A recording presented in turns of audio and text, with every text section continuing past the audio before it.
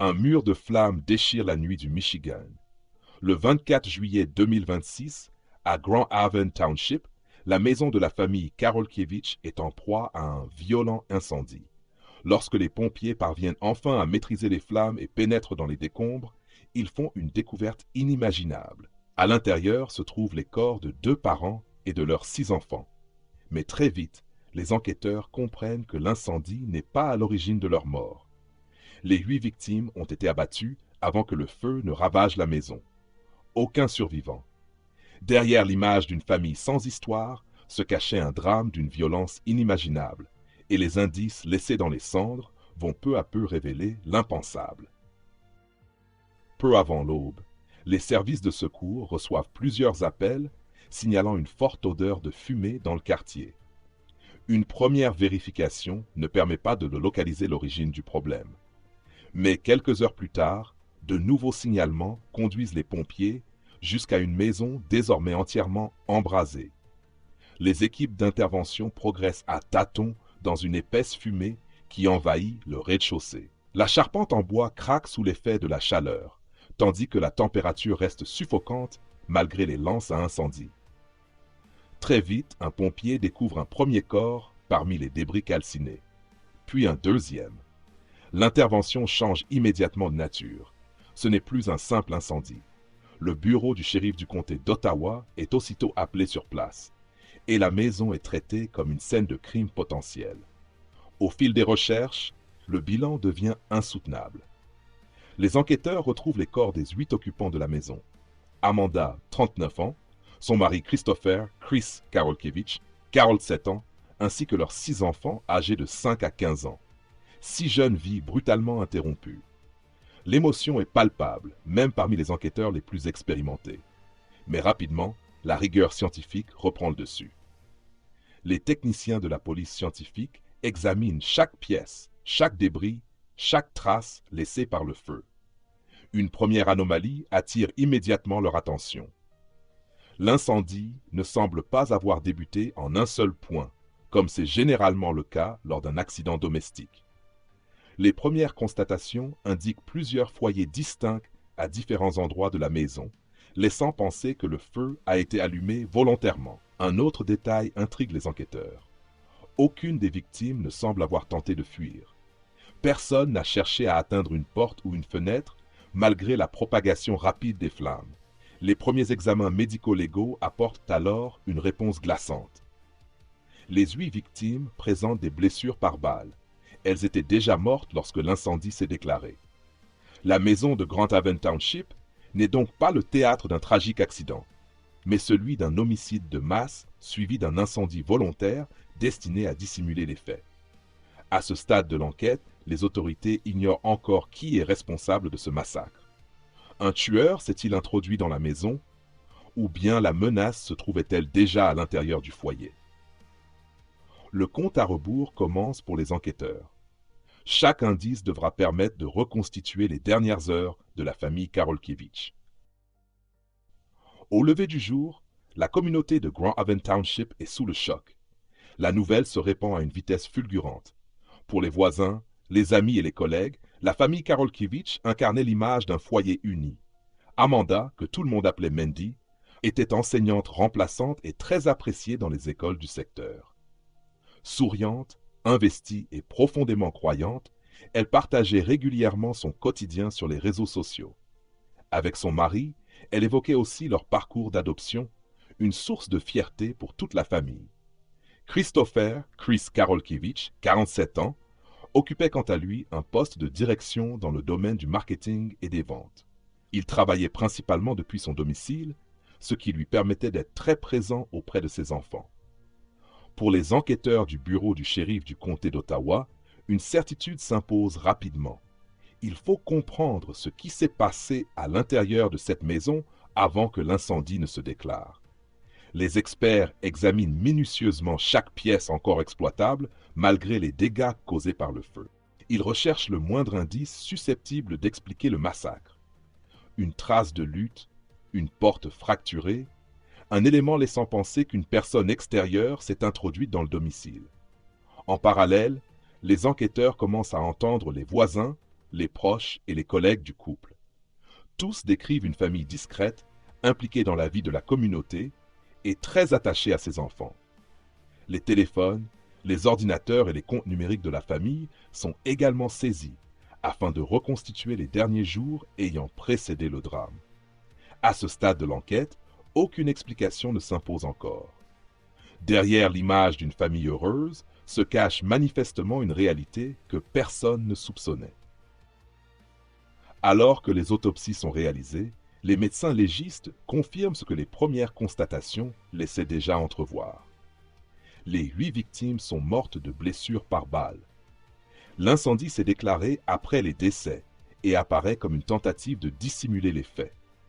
Les enquêteurs concentrent désormais leurs recherches sur l'entourage immédiat de la famille et sur les événements ayant précédé le drame. C'est alors qu'un élément majeur apparaît. L'American Art Association confirme que Christopher Karolkiewicz n'était plus employé par l'organisation. Son contrat avait pris fin au début du mois de juillet 2026, soit quelques semaines seulement avant la tragédie. Pour les enquêteurs, cette information soulève de nombreuses questions. Chris traversait-il une période de détresse personnelle ou financière? Vivait-il une crise dont son entourage ignorait tout? Mais la perte de son emploi ne suffit pas, à elle seule, à expliquer un acte d'une telle violence. En poursuivant leurs investigations, les détectives découvrent également plusieurs publications rédigées par Mandy sur Reddit au cours des années précédentes. Sous couvert d'anonymat, elle y décrivait des difficultés dans son couple. Elle évoquait notamment une relation émotionnelle que son mari aurait entretenue avec une autre femme, les doutes qui s'étaient installés au fil du temps et les nombreux signaux d'alerte qu'elle disait avoir ignorés. Ces révélations offrent un tout autre éclairage sur l'image d'une famille que tous pensaient parfaitement heureuse. Pour autant, les enquêteurs restent prudents. À ce stade, aucun élément ne permet encore d'établir avec certitude le mobile du massacre. Les jours suivants, l'enquête se poursuit sans relâche. Les spécialistes analysent les téléphones, les ordinateurs et les échanges numériques de la famille afin de reconstituer les dernières heures ayant précédé le drame. Les proches, les collègues, les voisins et les membres de leur communauté religieuse sont également entendus. Peu à peu, un constat s'impose. La famille projetait une image de stabilité, de réussite et de bonheur. Pourtant, derrière cette façade, plusieurs éléments laissent penser que le couple traversait des difficultés restées largement inconnues de leur entourage. Malgré l'ampleur des investigations, une question demeure sans réponse. Pourquoi Chris Karolkiewicz aurait-il tué sa femme et leurs 6 enfants avant d'incendier la maison et de mettre fin à ses jours? À ce jour, les autorités estiment qu'il est l'auteur de ce familicide, mais elles n'ont pas communiqué de mobile officiel. Les enquêteurs poursuivent l'exploitation des preuves matérielles et numériques afin de comprendre ce qui a conduit à l'un des drames familiaux les plus meurtriers qu'ait connu le Michigan ces dernières années. C'est en explorant la vie numérique de la famille que les enquêteurs découvrent un aspect jusqu'alors inconnu de leur quotidien. Jusqu'alors, ils s'étaient principalement intéressés aux communications professionnelles de Christopher Karolkiewicz ainsi qu'aux publications publiques de Mandy. Sur les réseaux sociaux, celle-ci donnait l'image d'une mère épanouie, profondément investie dans sa famille, sa foi et l'éducation de ses enfants. Mais au fil des investigations, les détectives mettent au jour plusieurs publications que Mandy avait rédigées, sous couvert d'anonymat, sur Reddit au cours des années précédant le drame. Dans ces messages, le portrait est bien différent. Elle y évoque les difficultés de son mariage, la douleur provoquée par une relation émotionnelle que son mari aurait entretenue avec une autre femme, ainsi que les conséquences de cette épreuve sur leur vie de couple. Elle raconte également les tentatives de reconstruire leur relation, les séances de thérapie conjugale et les doutes qui l'ont longtemps habité. Au fil de ses confidences, Mandy écrit qu'elle a le sentiment d'avoir ignoré plusieurs signaux d'alerte et s'interroge sur l'avenir de son mariage. Pour les enquêteurs, ces publications apportent un nouvel éclairage. Derrière l'image d'une famille soudée, se cachait un couple qui traversait des difficultés profondes, largement méconnues de leur entourage. Ces révélations ne permettent pas d'expliquer, à elles seules, le massacre. mais elles montrent que les tensions familiales étaient bien plus importantes que ne le laissait paraître leur vie publique. À mesure que les expertises progressent, les indices convergent vers une même conclusion. Les autorités estiment que Christopher Karolkiewicz a tué son épouse et leurs 6 enfants avant d'incendier la maison et de mettre fin à ses jours. Les enquêteurs poursuivent alors leur travail pour comprendre ce qui a pu conduire un père de famille, décrit comme discret et apprécié de son entourage, à commettre un acte d'une telle violence. Ils savent désormais que plusieurs événements majeurs ont précédé la tragédie. Son emploi à l'American Heart Association avait pris fin quelques semaines auparavant. Les publications anonymes de Mandy révèlent également que le couple traversait une période de profonde difficulté conjugale. Pour autant, les enquêteurs restent prudents.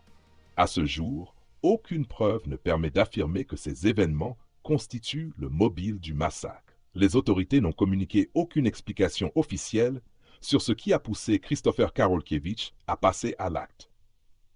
Pour plusieurs spécialistes de la criminalité familiale, cette affaire présente toutefois certaines caractéristiques que l'on retrouve dans des dossiers qualifiés de familicide, des crimes où un parent tue les membres de sa propre famille avant de se suicider. Chaque affaire demeure cependant unique, et les motivations peuvent être multiples. Malgré des semaines d'investigation, une question continue de hanter les proches des victimes comme les enquêteurs. Comment une famille qui semblait aux yeux de tous mener une vie paisible a-t-elle pu basculer dans l'un des drames familiaux les plus meurtriers que le Michigan ait connus ces dernières années? Contrairement à de nombreuses affaires criminelles, il n'y aura ni suspect en fuite, ni chasse à l'homme. Dès les premiers résultats des autopsies, les enquêteurs concentrent leurs efforts sur la reconstitution des dernières heures de la famille Karolkiewicz. Les experts en criminalistique poursuivent l'analyse de la maison, des appareils électroniques et des éléments recueillis sur la scène de crime. Leur objectif est de comprendre avec précision l'enchaînement des événements et de déterminer si une autre personne a pu être impliquée. Au fil des expertises, un constat s'impose. Les 8 membres de la famille sont morts de blessures par balle avant que l'incendie ne se déclare. Les spécialistes de la police du Michigan chargés des incendies concluent également que plusieurs foyers ont été allumés volontairement à l'intérieur de la maison après les tirs. Aucun élément ne permet d'établir l'implication d'un autre suspect. Pour les enquêteurs, tous les indices convergent désormais vers Christopher Karolkiewicz. L'enquête se poursuit néanmoins afin d'établir avec le plus de précision possible le déroulement des faits et les circonstances qui ont conduit à cette tragédie. Quelques jours après le drame, le bureau du shérif du comté d'Ottawa rend public les premières conclusions de son enquête. Les autopsies confirment que Mandy Karolkiewicz et leurs 6 enfants ont été tués par balle. Christopher Karolkiewicz est également mort d'une blessure par balle que les autorités attribuent à un suicide. Les enquêteurs indiquent que l'incendie a été déclenché volontairement après les décès afin de détruire des preuves ou de masquer le crime. À ce stade, les autorités estiment que Christopher Karolkiewicz est l'auteur des meurtres de son épouse et de leurs 6 enfants avant de mettre fin à ses jours. En revanche, une question essentielle demeure. Pourquoi? Les enquêteurs ont confirmé plusieurs éléments de contexte, notamment la fin récente de son emploi, ainsi que les difficultés conjugales révélées par les publications anonymes de Mandy sur Reddit. Mais aucune autorité n'a établi de lien de cause à effet entre ces événements et le passage à l'acte. Le mobile exact demeure inconnu. Aujourd'hui encore, la maison de Grand Haven Township est devenue le symbole d'un drame qui a marqué tout le Michigan. Devant la propriété, des fleurs, des peluches et des bougies ont été déposées en hommage à Mandy et à ses 6 enfants. Les habitants peinent toujours à comprendre comment une famille qui semblait si unie a pu connaître une fin aussi tragique. Cette affaire rappelle qu'une vie en apparence parfaite ne reflète pas toujours la réalité. Derrière les sourires affichés sur les réseaux sociaux et l'image d'un foyer heureux peuvent parfois se cacher des souffrances invisibles. Si les enquêteurs pensent avoir identifié l'auteur des faits, une interrogation demeure sans réponse officielle. Qu'est-ce qui a poussé Christopher Karolkiewicz à commettre l'irréparable? Peut-être Est-ce une question qui ne trouvera jamais de réponse?